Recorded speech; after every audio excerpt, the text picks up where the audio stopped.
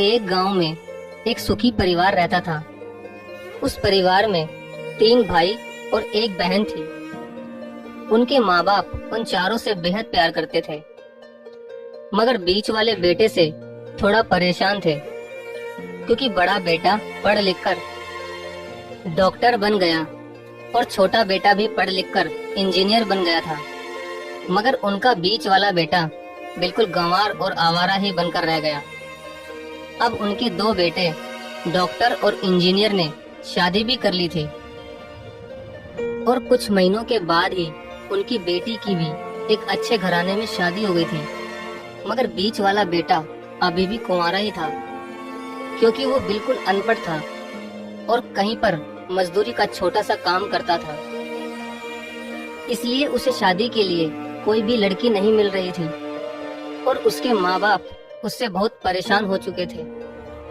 अब जब भी उसकी बहन अपने मायके आती तो पहले वो अपने डॉक्टर और इंजीनियर भाइयों से मिलती थी, मगर बीच वाले भाई से वो बहुत कम मिलती थी, क्योंकि वो उसे ज्यादा पैसे नहीं दे पाता था। लेकिन फिर भी वो अपनी बहन से बहुत प्यार करता था। अब उनके पिताजी की बीच वाले बेटे की शादी किए बिना ही मृत्यु हो गई। उनकी माँ ने सोचा कहीं अब किसी के मुंह से बंटवारे की बात ना निकले, इसलिए अपने ही गांव की एक सीधी सादी लड़की से अपने गंवार लड़के की शादी करवा दी। शादी होते ही न जाने क्या हुआ।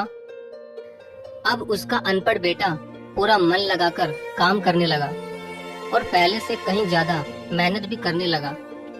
अब तो उसे कोई भी दोस्त बुलाने आता तो वो उसे यही कहता था कि भाई, पहले तो मैं जैसे तैसे अकेला कमाकर खा लेता था, मगर अब मेरी शादी हो गई तो मुझे अपनी पत्नी के लिए भी कमाना पड़ता है और कल को आने वाले बच्चों के लिए भी तो कुछ जोड़ना ही पड़ेगा। इसलिए दोस्त, अब मैं तेरे साथ नहीं घूम सकता। ये कहकर उसका गंवार लड़का सीधा अपने काम पर निकल जाता है। अब उसके दोनों भाई डॉक्टर और इंजीनियर आपस में ये बात करते हैं कि हम दोनों तो उस गंवार से कहीं ज्यादा पैसे कमाते हैं, इसलिए हम सब घर और जमीन का बंटवारा कर लेते हैं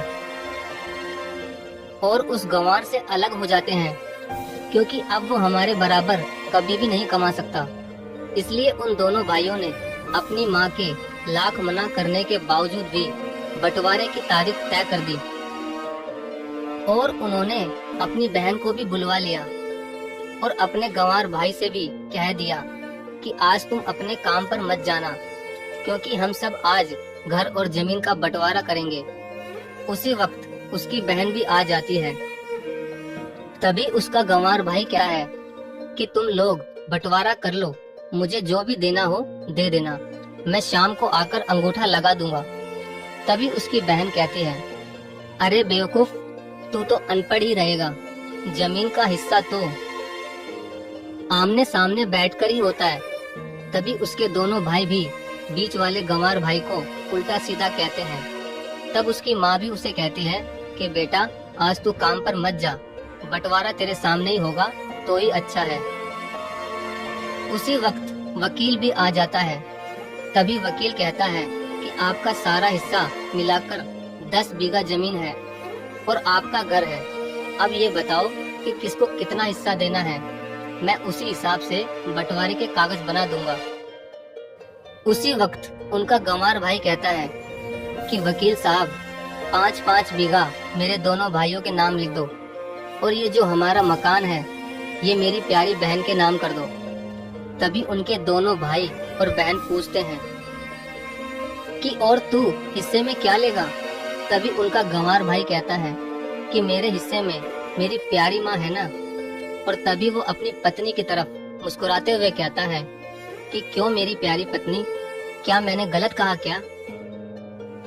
उस गंवार की पत्नी अपनी सास से लिपटकर कहती है कि माँ से बड़ी वसीयत क्या होगी मेरे लिए। और उसी वक्त उसका गंवार पति भी अपनी माँ से लिपट जाता है।